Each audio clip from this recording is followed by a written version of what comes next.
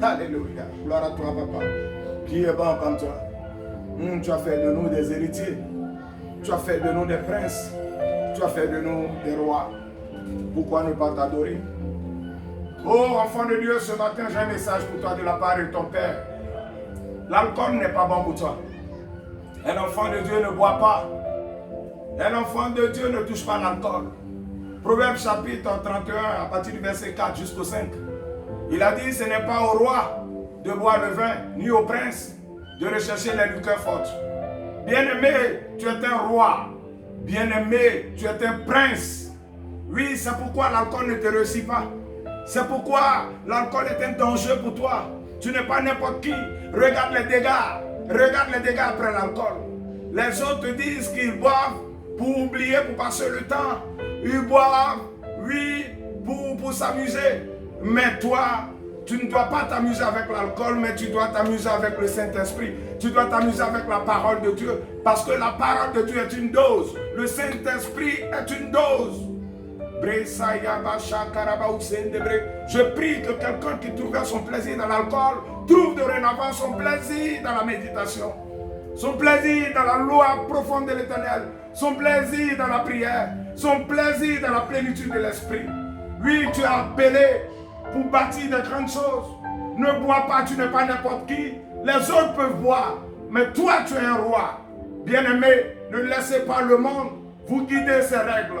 Vous avez des lois guidées par Dieu que vous devez respecter. Les autres boivent l'alcool, ils s'en sortent, mais toi tu ne t'en sors pas. Tu es gentil, tu es respectueux, mais à peine l'alcool touche le bout de tes lèvres, tu perds le contrôle. Oh, la Bible nous dit, dans 1 Corinthiens 6, au verset 12, que tout m'est permis, mais tout n'est pas utile. L'alcool n'est pas interdit, parce que quelqu'un viendra dire, voici quelqu'un encore, qui vient interdire ce que Dieu a permis. Je ne suis pas en train de dire que l'alcool est interdit, mais je dis que l'alcool n'est pas pour tout le monde. Je dis que l'alcool n'est pas pour le roi. Je dis que l'alcool n'est pas pour le prince.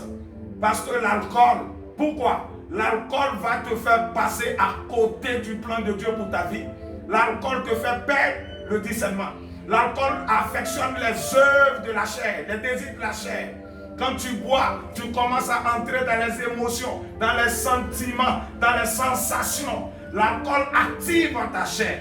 Quelqu'un ne peut pas me dire qu'il boit et il rentre chez lui simplement et dormir. Quand tu bois, l'alcool te pousse à commettre des rapports sexuels. L'alcool te pousse à dire des choses que tu ne dois pas dire, à faire des choses que tu ne dois pas faire. L'alcool te vole toute présence de Dieu.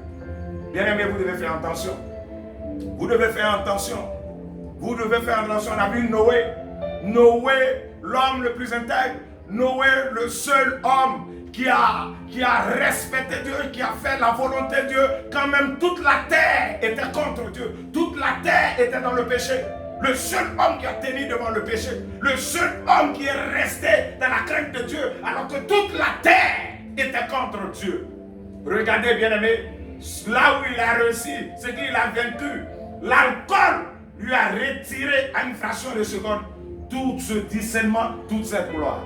Quand Noé, il s'est dit, voilà, j'ai fait l'œuvre de Dieu, j'ai accompli la volonté de Dieu.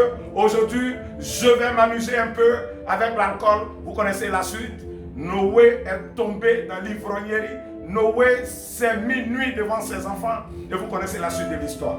Quelqu'un qui a pu tenir devant le diable. Quelqu'un qui a pu tenir, mais l'alcool l'a fait tomber là où il avait déjà triomphé. Je veux dire à quelqu'un, tu n'es pas né pour boire. Quand quelqu'un veut aller loin, il doit s'abstenir de l'alcool.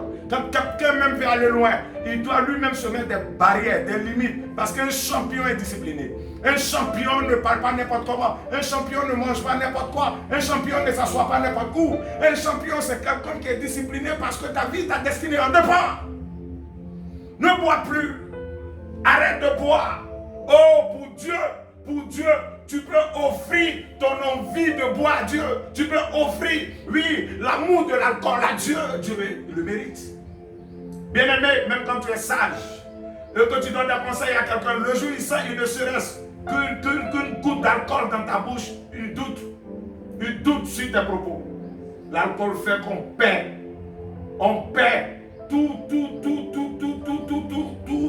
trône, tout honneur, toute dignité. L'alcool fait qu'on sort de nous-mêmes.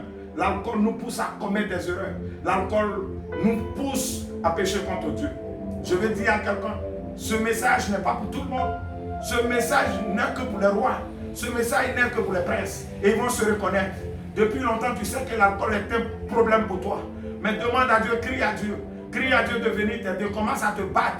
J'entends des gens qui disent qu'aussi longtemps que je vais vivre, je vais continuer de boire. Je ne suis pas en train de te parler.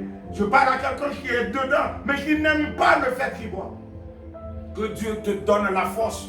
Moi, hier, l'alcool était mon ennemi. Je sais de quoi je parle. L'alcool a détruit ma vie et Dieu m'a donné une seconde chance. Aujourd'hui, il m'a donné la capacité de renoncer à l'alcool. Et pour rien au monde, je vais toucher un verre de bière ou de je ne sais quoi.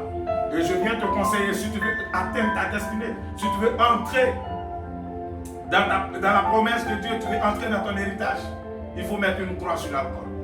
Que Dieu vous bénisse, que Dieu vous fortifie. Et rappelez-vous, l'alcool n'est pas pour les rois. Amen.